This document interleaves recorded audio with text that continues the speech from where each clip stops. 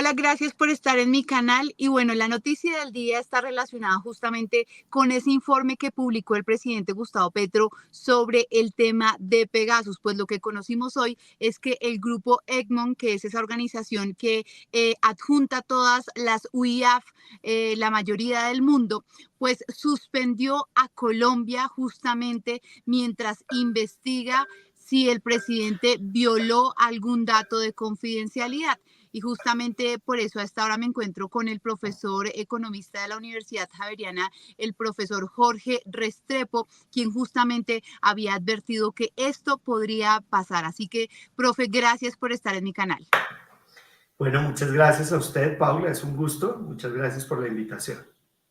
Bueno, profe, ¿cuál es la consecuencia principal para el país y esa lucha contra el lado de activos? Bueno, suspende la cooperación financiera en términos del reporte de operaciones sospechosas de estar involucradas o de ser parte de un esquema de lavado de activos y financiación o financiación del terrorismo. Esto, en esencia, lo que supone es que es más difícil para las autoridades detectar los flujos de dinero que utilizan las transacciones financieras internacionales, el sistema financiero tanto de Colombia como del exterior, de cada uno de los países de fuera, para hacer o lavado de activos o financiación del terrorismo. Y Colombia siendo un país que tiene los problemas que tiene muy serios de crimen organizado y de conflicto interno, en el cual hay actividades terroristas, pues pierde una herramienta de lucha contra ambos flagelos. Entonces podríamos decir que mientras este tiempo en el que estamos suspendidos, por decirlo así, por este grupo, estaríamos en un mayor riesgo de que se presenten este tipo de delitos, teniendo en cuenta que no contamos con esa fuente de información internacional. En ese sentido, claro, hay dos impactos. El primero es que, como de manera imprudente, me parece a mí, a decirlo menos, el director de la Unidad de Información y Análisis Financiero, la UIAF, mencionó que había ocurrido esta suspensión, pues cualquier criminal que vaya a utilizar el sistema financiero colombiano puede hacerlo con algo más de tranquilidad, digamos. Esto es un mecanismo que termina obstaculizando el lavado de activos y los flujos de financiación del terrorismo. Entonces, al no estar ese mecanismo en pie, pues se levanta un obstáculo que dificulta y en ese sentido facilita esta suspensión que puedan operar esas acciones. Pero hay un segundo sentido en el cual un segundo impacto en el cual esto es preocupante, y es que las investigaciones que adelanta la Fiscalía General de la Nación, la Policía Judicial de la Fiscalía, el CTI y también la Policía Nacional, que tiene su propia Policía Judicial, pues no podrán tener acceso en el marco de esas investigaciones a los reportes de operaciones sospechosas de hacer parte de un esquema de lavado de activos o financiación del terrorismo. Y como usted puede imaginar, pues Colombia adelanta centenares de miles, si no millones de investigaciones criminales, de las cuales por lo menos decenas de miles tienen que ver con lavado de activos y financiación del terrorismo. Esas operaciones no van a poder contar, si tienen un componente internacional o local, pues internacional, de flujos internacionales, no van a poder contar con esa información. Pero en caso de que ya salgamos del grupo, ¿qué podría pasar en cuanto a tema de confianza a nivel financiero mundial, internacional?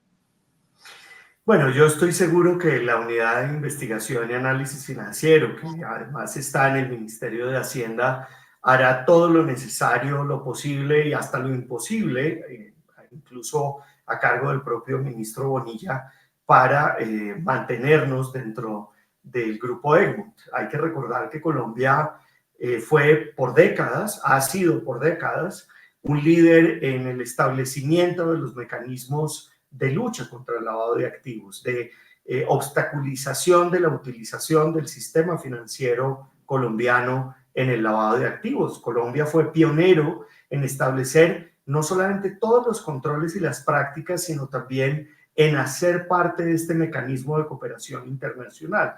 Porque estos crímenes, tanto la financiación del terrorismo como el lavado de activos, tienen una dimensión internacional que si no se combate de manera coordinada y con la cooperación, por ejemplo, en materia judicial e de inteligencia, como la que se hace a través del grupo Egmont, pues los países terminan abandonados a su propia suerte y siendo utilizados por las organizaciones criminales.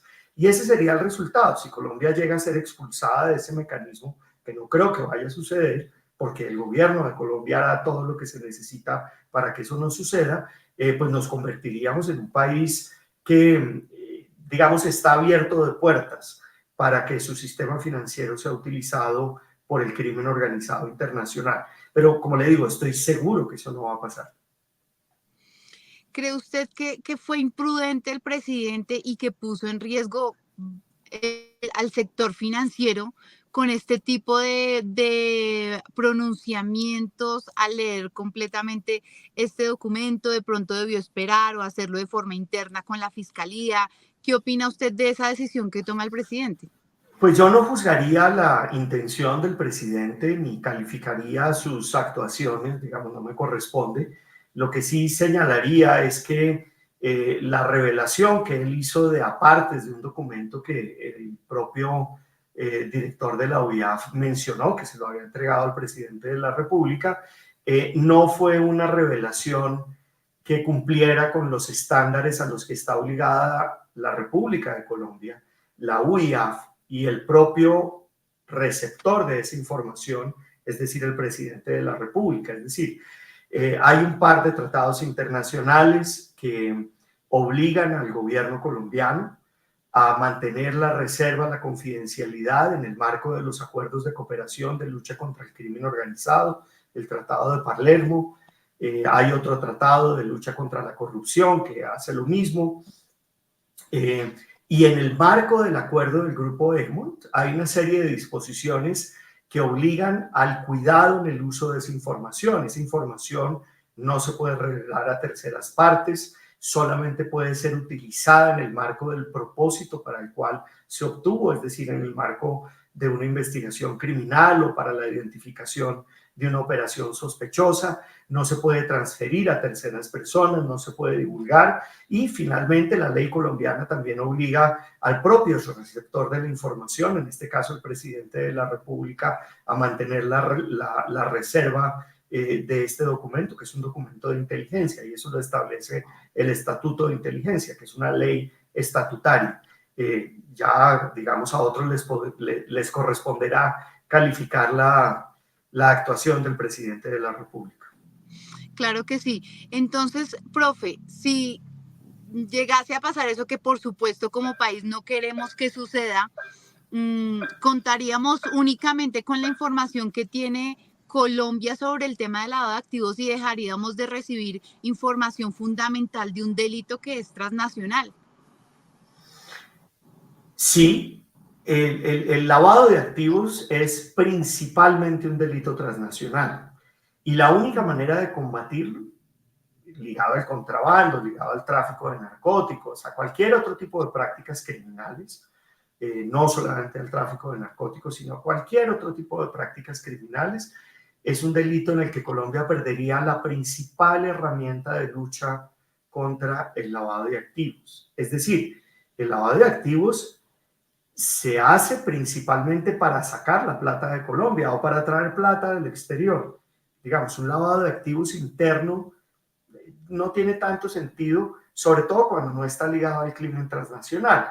Pero las prácticas corruptas, por ejemplo, en las empresas públicas, en las empresas privadas que contratan con las empresas públicas, en licitaciones internacionales, ese es un delito que por naturaleza, el lavado de activos ligado a ese tipo de prácticas corruptas es puramente transnacional, porque casi siempre las personas que obtienen esos recursos pues buscan esconderlos en el exterior, de manera que los puedan esconder no solamente a los organismos judiciales que los persiguen, sino también a las autoridades fiscales, a las autoridades impositivas. Por eso es que la UIAF está en el Ministerio de Hacienda, porque no es únicamente importante proteger el sistema financiero colombiano, la confianza en el sistema, la limpieza del sistema, sino también poder perseguir esas platas mal habidas para el fisco colombiano, de manera que puedan ser incautadas, de manera que puedan ser puestas a disposición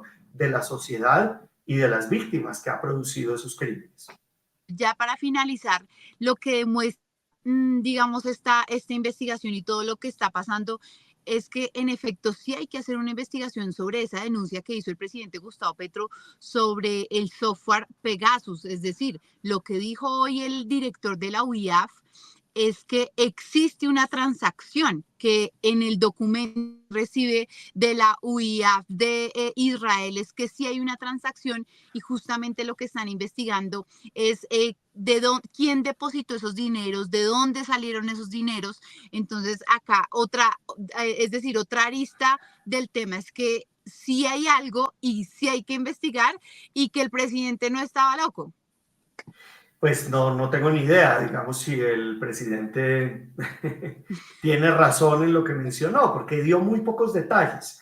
Lo que quiero decir con esto es que no necesariamente una transacción sospechosa da lugar a una investigación o es un indicio suficiente para mostrar que se ha cometido un crimen.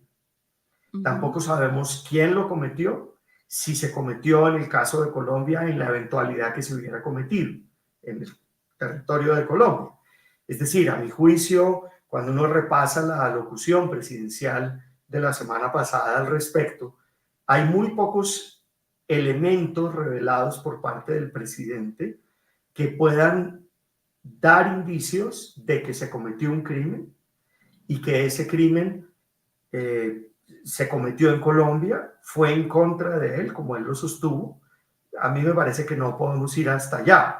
Lo que sí reveló el presidente fue un documento de una operación sospechosa, así creo que se les conocen técnicamente, que puede ser indicativa, porque es sospechosa, de un evento bien de lavado de activos o de financiación del terrorismo, porque eso es lo que permite ese mecanismo de intercambio de financiación. Yo no iría más allá. A mí no me parece que se pueda argumentar que el presidente tenía la razón, tampoco lo contrario, no se le puede descartar que no tenía la razón, pero a todas luces no me parece que eso sea prueba suficiente, por ejemplo, de que aquí en Colombia se hubiera comprado un programa de computador que permitiera interceptación de computación, de telecomunicaciones, tampoco que ese programa exista en Colombia, tampoco que estuviera siendo usado, tampoco que hubiera sido esta compra hecha a cargo de organismos de seguridad del Estado o de la Policía Nacional o de inteligencia, y mucho menos durante el anterior gobierno, que fue algunas de las afirmaciones que hizo el señor presidente. En mi opinión, no me parece que haya suficiente información para indicar eso que señaló el presidente, pero tal vez el gobierno conoce más que lo que conocemos nosotros.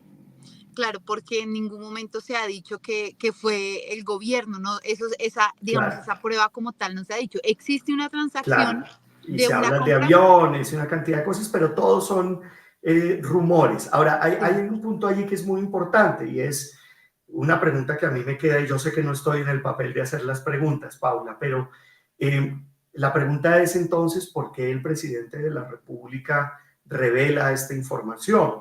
¿Por qué el director de la unidad de análisis financieros le pasa el reporte de la operación sospechosa? Quiero decir, el propio presidente de la República tal vez lo hacía para darle credibilidad al reporte, pudo haber dicho que conocía un reporte sin decir de dónde venía ni cuáles eran los contenidos, de que era una operación sospechosa de lavado de activos.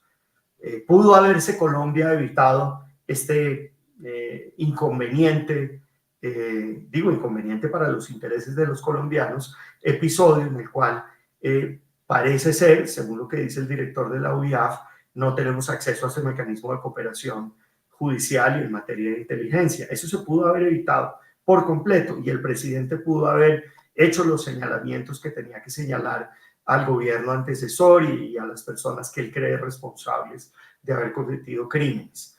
Eso lo pudo haber hecho sin necesidad de meternos en este embrollo. Ahora bien, ¿a quién beneficia el hecho de que no se cuente con esta información? Pues a quienes lavan activos. claro.